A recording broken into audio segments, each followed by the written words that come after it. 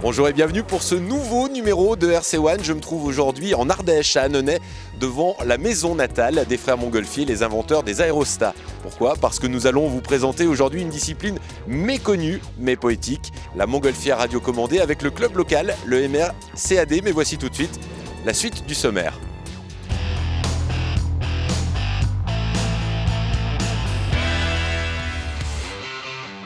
Allez, c'est ce mois un buggy d'initiation, le Axe de chez Kyosho, une machine qui possède de nombreux atouts pour débuter sérieusement dans le RC. Nous avons aussi essayé le DF150 de chez Aligne, le concurrent direct du Blade MCPX, dont on parle beaucoup sur le net et sur les terrains. Enfin, vous découvrirez une reproduction de DS3 au 1/8e, produit par Hobbytech, un fabricant français.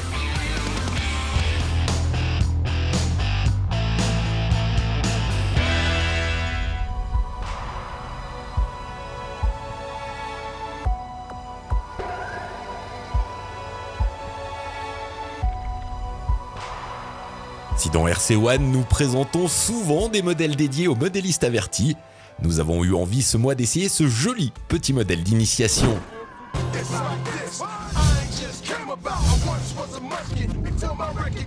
Une voiture proche du jouet, mais qui peut facilement être réparée et optionnée, comme tout modèle réduit qui se respecte. Le Axe de chez Kyosho est un buggy 1/10 à 2 roues motrices, qui reprend une architecture déjà connue, celle du Next et du Sandmaster. Il y a quelques mois, nous avions été séduits par le design du Rage et ce nouveau produit confirme le bon goût actuel du fabricant nippon. La carrosserie, composée de panneaux facilement démontables, est vissée sur le châssis et ne s'enlève que pour des opérations de maintenance, puisque l'installation de l'accu se fait par une trappe sous le châssis.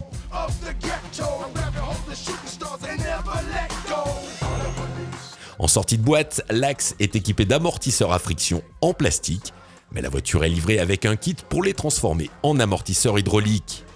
La transformation demande un peu de prudence dans les serrages pour ne pas endommager les pas de vis fragiles des corps d'amortisseurs.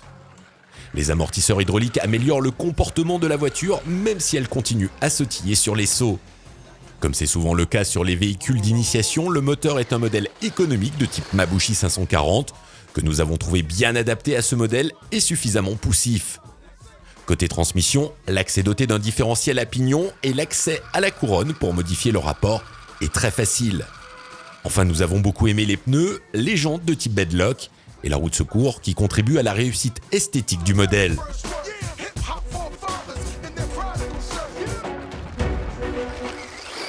Nous nous sommes donné rendez-vous au tas de sable pour essayer ce petit buggy. Un essai pas ennuyeux du tout, l'Axe est ludique et permet de s'initier au pilotage dans de très bonnes conditions.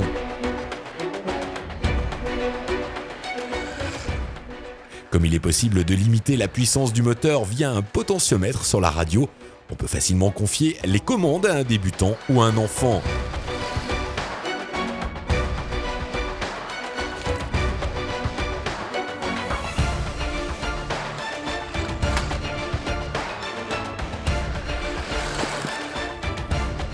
Vendu 160 €, prêt à rouler avec un accu et un chargeur, l'Axe est vraiment une super affaire pour débuter dans le modèle réduit.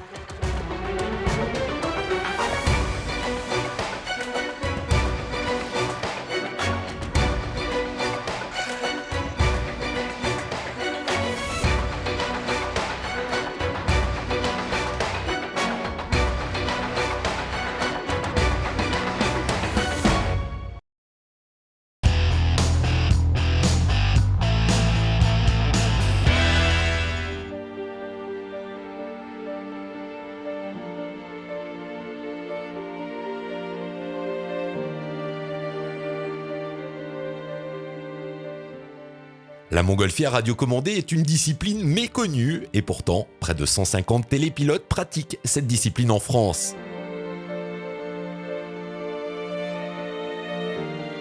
C'est à Annonay en Ardèche que la montgolfière est née et c'est au musée des papeteries Canson et Montgolfier que nous avons rencontré les membres du MRCAD, l'un des 2 clubs français fédérés de montgolfière RC. Marie-Hélène Reynaud, la conservatrice du musée, nous rappelle l'histoire de l'aérostation. Nous sommes dans la maison natale des frères Montgolfier, près d'une cheminée, car Joseph, un des 16 enfants de cette nombreuse famille, a eu l'idée en étant assis devant une cheminée. En voyant s'élever la fumée, il s'est dit « Ne pourrait-on pas l'emmagasiner pour composer une force disponible et ainsi faire s'élever des objets et des hommes ?» Alors, de l'idée à la réalité, bien les montgolfiers ont collé du papier, de la toile, réalisé leur premier ballon. Il s'est envolé dans la cour de cette manufacture royale le 14 décembre 1782. C'est le début de la conquête de l'air et de l'espace.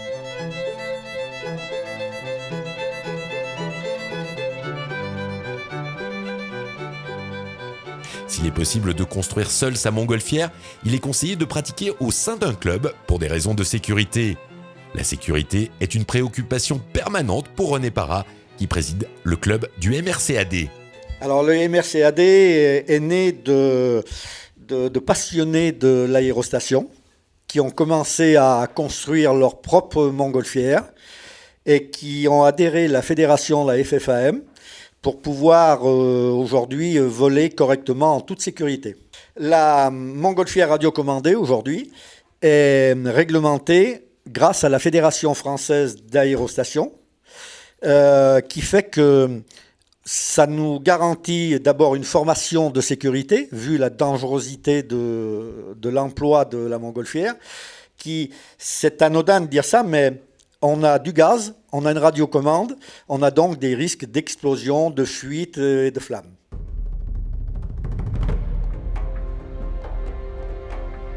Le vol de présentation des montgolfières du club a eu lieu devant la maison natale des frères Montgolfier et devant la stèle qui rappelle que c'est ici que s'est élevé le premier ballon de l'histoire.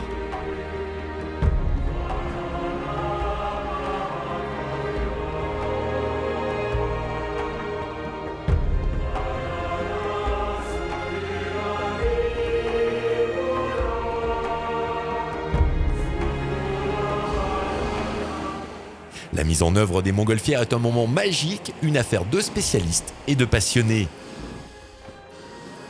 On a un récepteur et on a des électrovannes pour piloter la veilleuse et le brûleur.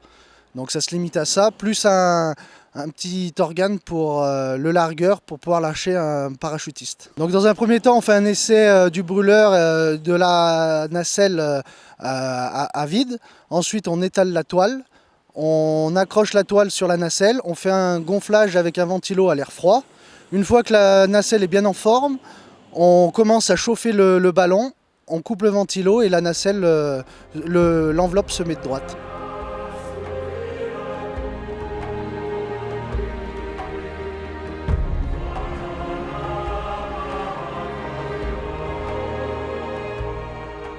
Jérôme nous explique maintenant comment il pilote une montgolfière RC et quelles sont les fonctions qui sont gérées par la radiocommande. Donc on gère la coupure de la veilleuse en cas de problème. Sinon après on gère la chauffe en actionnant le brûleur ou pas. Et ce qui est délicat dans le pilotage, c'est qu'en fait il faut tout anticiper. Dès qu'on chauffe, on va avoir une réaction avec un petit retard. Donc du coup la nacelle, l'enveloppe, la montgolfière va commencer à s'élever. Mais si on arrête de chauffer, elle va redescendre rapidement. Donc pour pouvoir faire des stabilisations, il faut tout le temps anticiper sur la chauffe.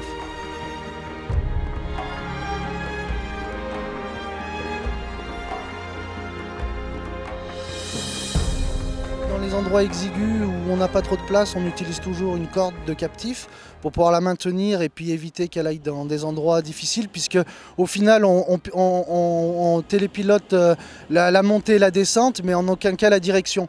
La direction nous sera amenée par les directions de vent.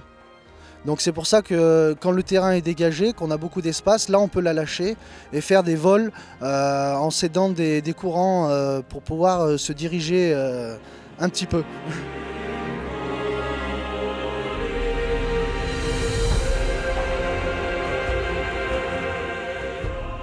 Bien que le terme de modèle réduit soit utilisé pour désigner une montgolfière radiocommandée, les chiffres sont plutôt impressionnants. Les montgolfières peuvent mesurer de 4 à 8 mètres de haut et le volume peut varier de 20 à 100 mètres cubes. Quant au prix, il est aussi à la hauteur de ces aérostats et peut varier selon la complexité de l'enveloppe de 6 à 7 000 euros.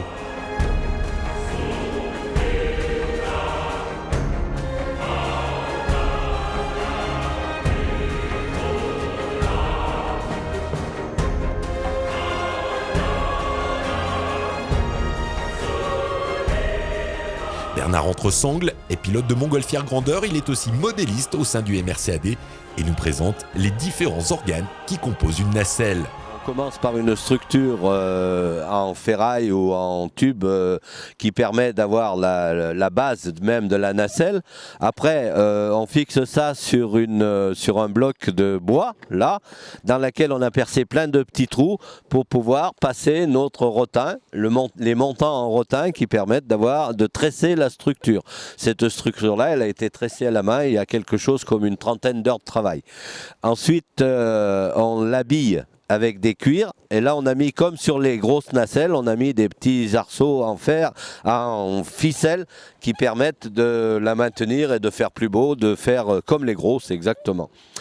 Ensuite on a les bouteilles de gaz, les 4 bouteilles de gaz qui alimentent une bouteille pour la veilleuse, les 2 veilleuses, et une bouteille, les 3 autres bouteilles alimente les brûleurs, les 2 brûleurs, avec le serpentin qui réchauffe le gaz et qui permet de faire la flamme. Et à l'intérieur de ce brûleur, on a un petit gicleur qui dégage le gaz et à partir de là, qui fait la flamme qui permet de chauffer l'intérieur de l'enveloppe. Alors les différents types de flammes dépendent effectivement des trous qu'il y a sur les brûleurs. Moins on a de trous, plus on a une flamme bleue. Plus on a de trous, plus le gaz est diffusé. Et à partir de là, on a une flamme orangée qui permet la nuit d'avoir un effet lumineux à l'intérieur de l'enveloppe.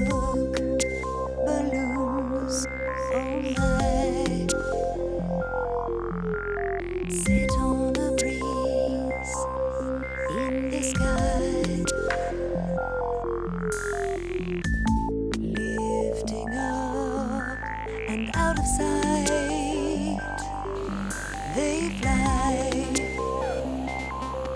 so high in the sky. Les bouteilles de gaz, les brûleurs et les veilleuses sont des pièces très importantes sur le plan de la sécurité et c'est chez un fabricant allemand que les télépilotes se fournissent. Quant aux nacelles et aux enveloppes, elles sont fabriquées par les membres du club, des compétences peu habituelles en modélisme sont nécessaires à la fabrication d'un ballon. Le gabarit, tout d'abord, on le fait à l'aide d'un logiciel. Donc après, on le découpe sur carton ou sur papier craft. Ensuite, on découpe les fuseaux. On en a en moyenne 24 par enveloppe. Tout dépend de la capacité souhaitée. Ensuite, on passe à la couture. Donc on met les fuseaux par 2. Donc on les met endroit sur endroit. Je pique à peu près 1 cm de valeur de couture. On retourne et puis on fait une dernière piqûre. C'est plus pour la finition, pour que ce soit un peu plus joli.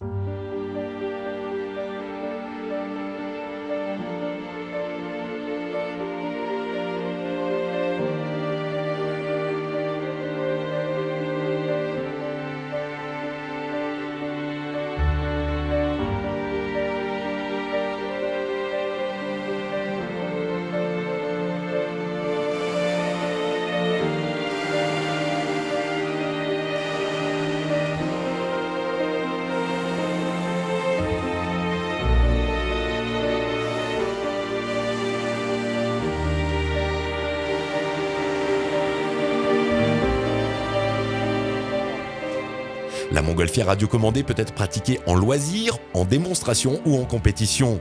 Un championnat de France est même organisé chaque année par la Fédération française d'aéromodélisme. Cette matinée passée avec les membres du MRCAD nous prouve encore une fois qu'il n'existe aucune limite dans le modèle réduit et que ce loisir est vraiment fait de gens passionnants.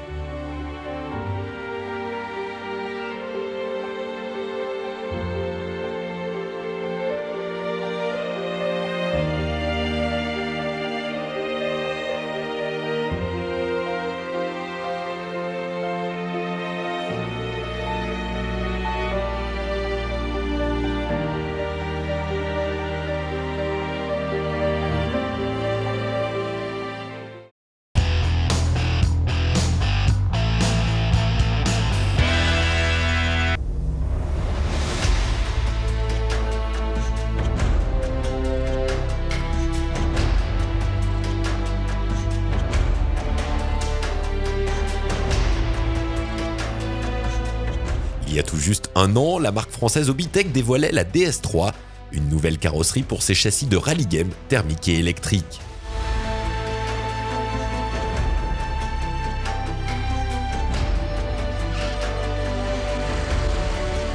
Charmés par cette très belle reproduction, c'est avec beaucoup d'enthousiasme que nous nous sommes rendus sur le circuit de Team Pilotage 42 pour réaliser l'essai de la version électrique prête à rouler.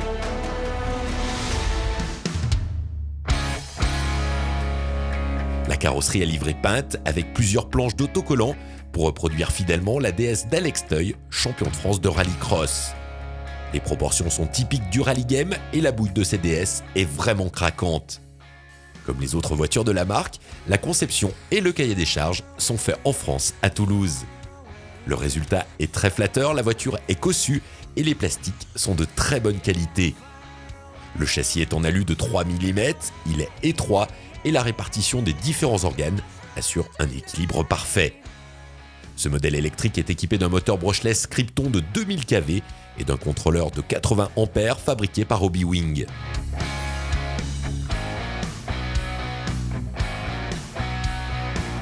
Pour alimenter ce combo, il est conseillé d'utiliser un accu de 4S comme le modèle de notre essai fourni par Hobbytech.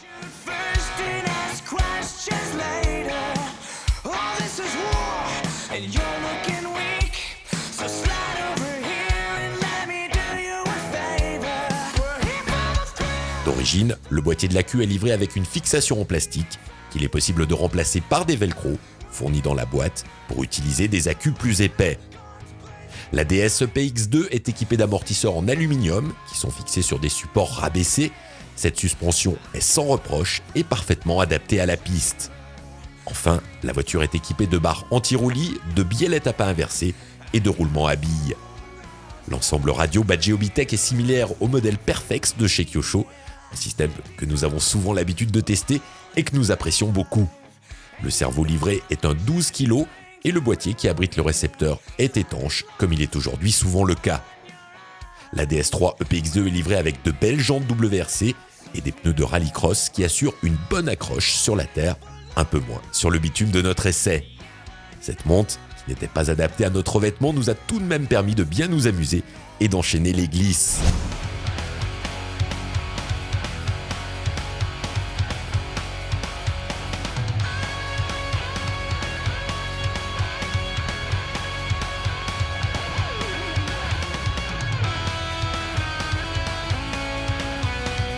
Que l'on peut facilement gérer avec les 4 roues motrices et un moteur suffisamment puissant.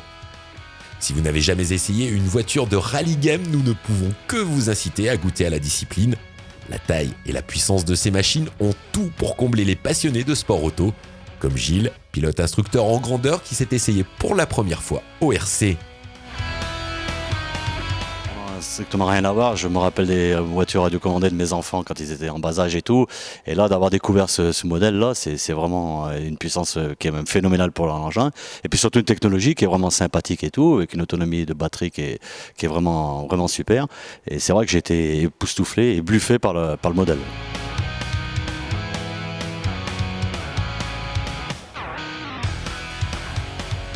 Comme nous ne pouvions pas quitter les belles infrastructures de notre essai sans faire rouler notre DS sur la piste grandeur, nous avons demandé à Gilles de nous conduire pour piloter notre modèle réduit depuis le siège passager. Une première expérience insolite et très amusante. Même si la DS3 miniature aurait mérité un rapport plus long, elle s'est plutôt bien comportée avec des performances très honorables qui n'ont même pas provoqué de surchauffe moteur. Hobbytech fait partie de ces rares marques françaises qui conçoivent des modèles radiocommandés, mais elle n'a vraiment pas de complexe à faire face aux géants du marché. Nous avons été convaincus par ce modèle qui nous a donné faim et envie de dévorer le reste de la gamme.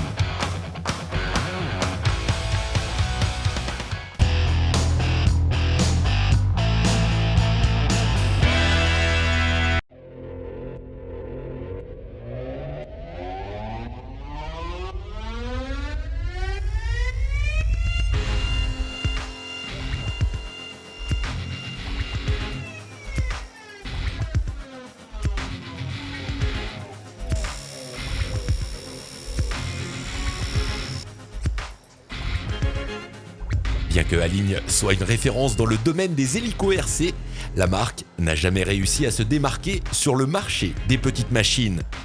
La première tentative avec le T-Rex 100 a été un échec, mais la marque compte bien se racheter aujourd'hui avec le T-Rex DF150, un concurrent direct du Blade MCPX. Lancé en fin d'année dernière, le T-Rex 150 a fait le buzz sur le net avec des vidéos de 3D impressionnantes. Les premiers exemplaires ont été écoulés à vitesse grand V. Le T-Rex 150 est livré prêt à voler dans une minuscule boîte avec une paire de pales optionnelles pour les débutants, un cordon pour appairer la radio, quelques clés Allen et un peu de visserie. Un accu 2S de 250 mAh est également fourni. Pour compléter ce kit, il faudra vous procurer un chargeur ou vous confectionner un cordon avec une prise d'équilibrage. Malgré sa petite taille, le T-Rex 150 en impose, avec sa très belle tête de rotor en alu, ses micro-cerveaux digitaux, ses moteurs brushless et son tube de queue en métal de section carrée. Si vous utilisez une radio Futaba FHSS, il vous suffit de binder la radio avec le T-Rex 150. Et si vous utilisez une radio Spectrum ou JR, il est nécessaire d'installer un satellite de réception avec le câble fourni. Les paramètres de programmation sont disponibles dans la notice téléchargeable sur le site du fabricant. Mais attention, si vous utilisez comme nous une radio Spectrum, il ne faut pas inverser le sens du pitch comme l'indique le manuel. Que ce soit en termes de vol ou de réglage, le T-Rex 150 n'est pas un hélico de début et nous en avons fait l'expérience.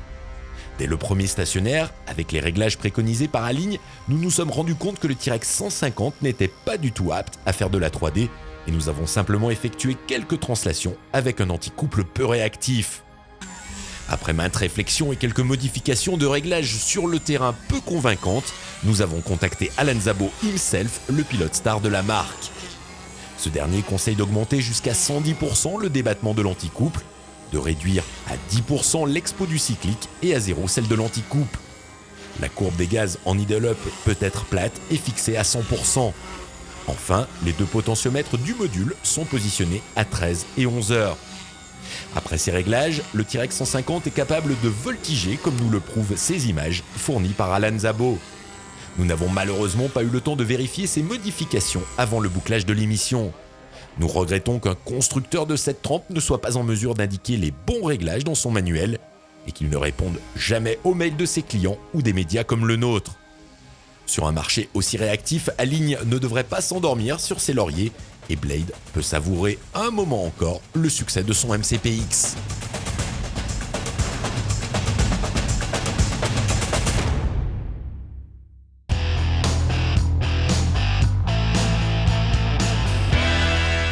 Ce numéro de RC1 est maintenant terminé. Nous vous donnons rendez-vous dans un mois pour un numéro spécial Grand Prix. Nous allons couvrir le Grand Prix de l'Ouest Lyonnais et du 10e électrique. Puis nous irons à Montpellier pour le Grand Prix international de TT 1/8e thermique.